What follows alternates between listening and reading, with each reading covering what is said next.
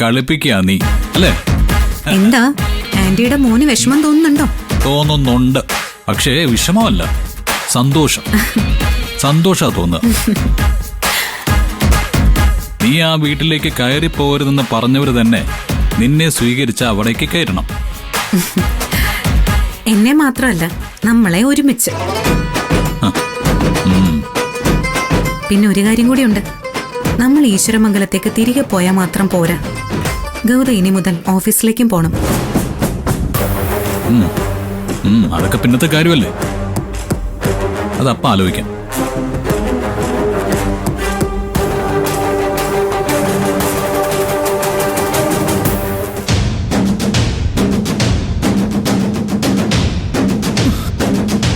നാളെ നിധി വരുമ്പോ ശിവാനിയെ കൊണ്ട് ആരതി അടിപ്പിക്കാന്ന് പറഞ്ഞാ അതത്ര എളുപ്പമുള്ള കാര്യമല്ല.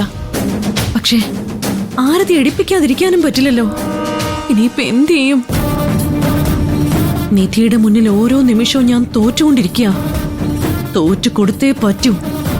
പോലീസ് വന്ന് അറസ്റ്റ് ചെയ്തുകൊണ്ട് പോകുന്നതിനേക്കാളും നല്ലത് അതാ. എങ്ങനെയും ശിവാനിയെ കൊണ്ട് ആരതി എടുക്കാൻ സമ്മതിപ്പിക്കണം. വേറെ വഴിയില്ല.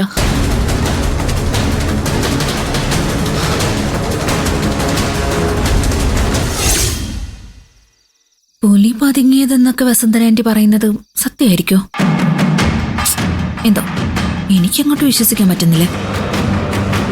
പക്ഷെ വസുന്ധരാന്റി അത്ര നിസ്സാരക്കാരിയല്ല. ഒന്നും കാണാതെ ഒന്നും ചെയ്യില്ല. എന്തായിരിക്കും ആന്റിയുടെ മനസ്സിൽ?